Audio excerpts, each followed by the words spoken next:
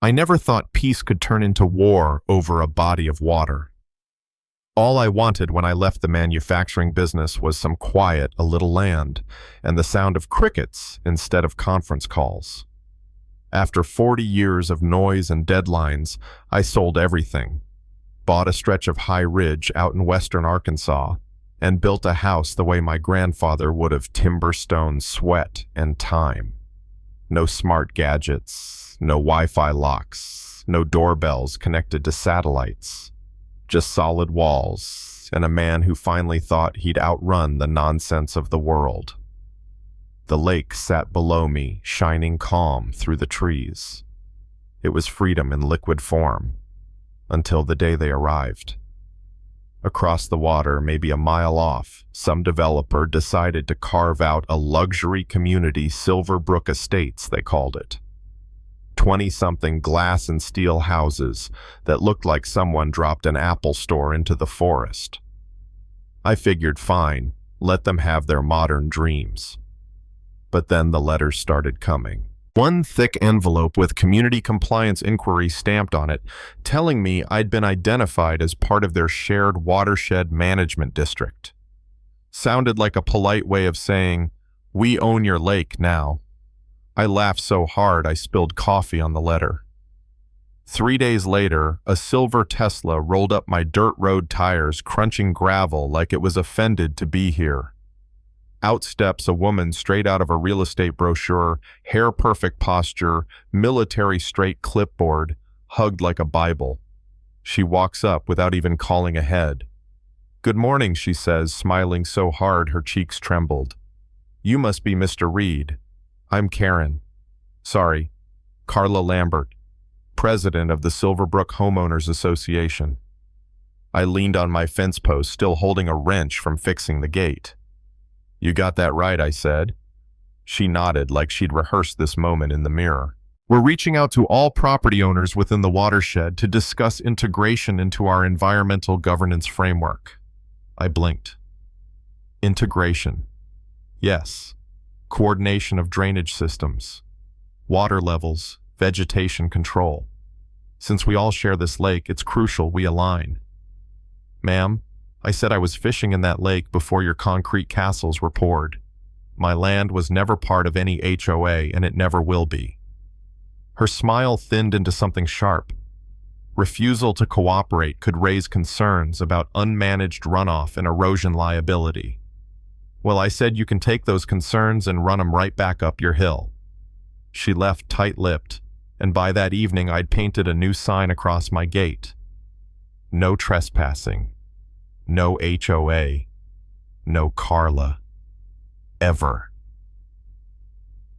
That didn't sit well.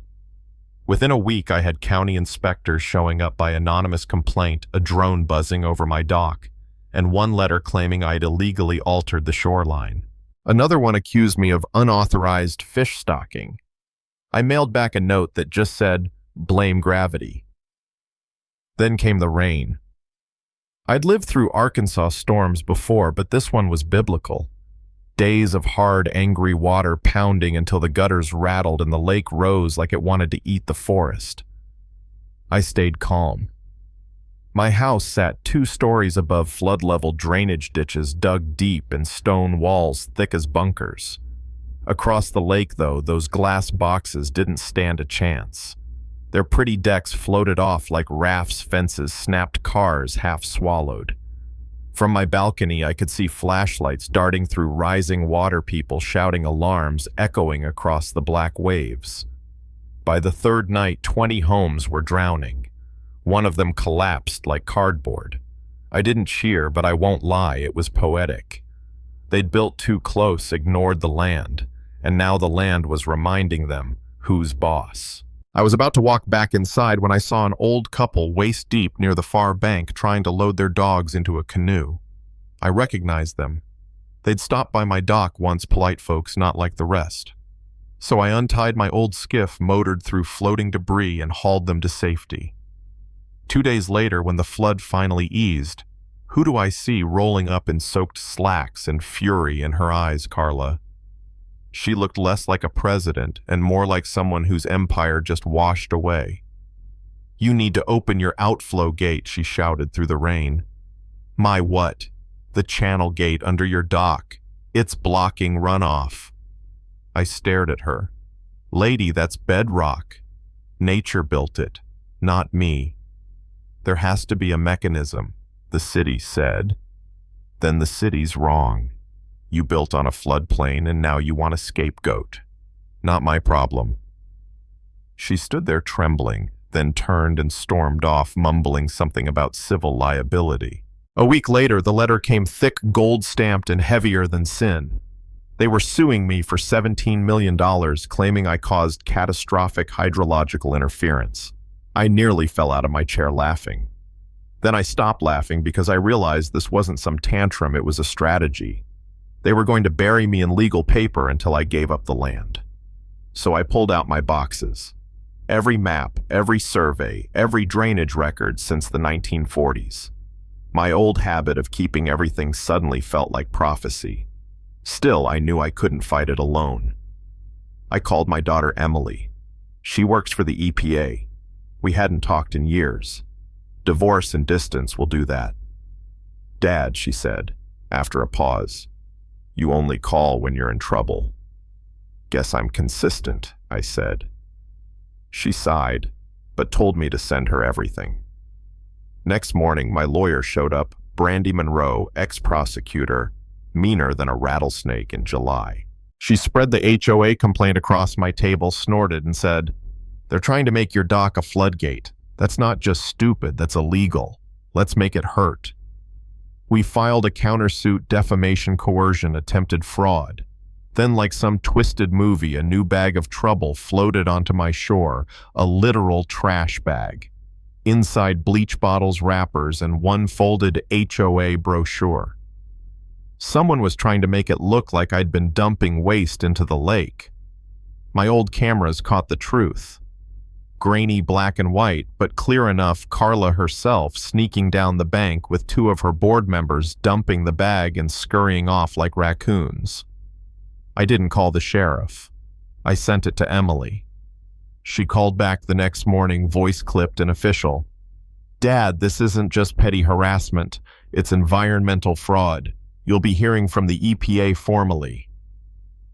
By week's end, news vans were outside their fancy clubhouse. HOA president caught on camera framing neighbor after flood scandal.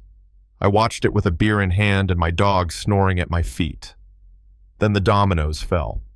A homeowner, Dr. Varma, sued the HOA, claiming they'd lied about construction safety and misused federal grants. Within days, the feds rolled in EPA, FEMA, even the IRS sniffing around. Carla's old college buddy, a developer named Cliff, got arrested in New Mexico with burner phones and cash. Silverbrook's board resigned one by one. Their empire cracked faster than their concrete docks. But it wasn't over until we stood in court. The place was packed, locals, reporters, people who just came for the drama. Carla didn't show. Her lawyer looked like he hadn't slept in a month. Brandy opened with evidence stacked higher than a fence post, maps, permits, photos, everything notarized.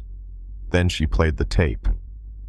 The courtroom went dead silent as Carla appeared on screen, creeping through the mud with her bag of trash. Someone actually gasped.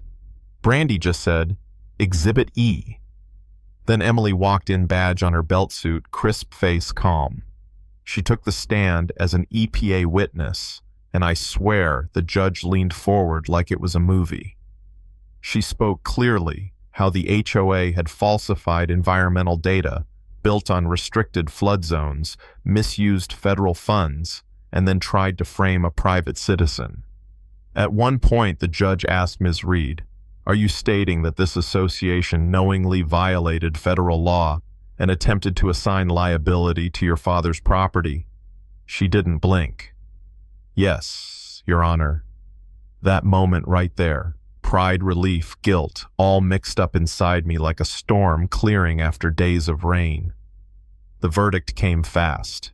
The HOA's case dismissed with prejudice. Our counterclaim approved. They owed me $820,000 in damages plus fees. Brandy smiled like she'd just won the Super Bowl. Outside, I lit a cigar and watched the reporters swarm. Emily came out too. We stood on the steps in the cool air, quiet for a long minute. Then she said, "You really kept every piece of paper, didn't you?" "Old habits," I said. She smiled. "Guess they paid off." A month later, the lake was calm again. Half of Silverbrook was condemned, their fancy clubhouse, now a storage shed for ruined furniture. I rebuilt my dock, added solar lights, new supports, a smoker grill for the grandkids. I even carved a new sign into oak. "Don't build weak if you can't stand strong." These days, Emily visits with her daughter. We fish, we grill, we laugh. Sometimes she looks at the lake and shakes her head. "You know, Dad," she says, "I used to think you were paranoid." "I was," I tell her. "That's why I'm still dry." Funny thing about justice, it doesn't come fast and it sure ain't quiet. But when it does, it feels like fresh air after a storm. Now I sit on my porch, watching the water settle, the world finally still. People keep asking if I regret not joining that HOA. I tell them this peace isn't something you sign into. It's something you defend inch by inch, paper by paper, truth by truth. So what do you think? Was I stubborn or just standing up for what's right? Drop your thoughts in the comments. Tell me where you stand when the system comes knocking on your gate.